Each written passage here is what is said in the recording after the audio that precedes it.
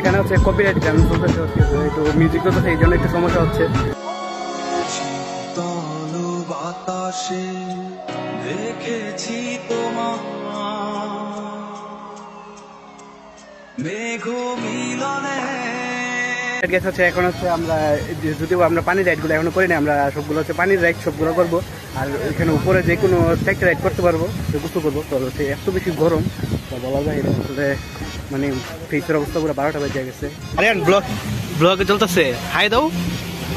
তুমি এখন কোথায় আছো? Magic paradise. তুমি কি স্লাইডে নামবা এখন?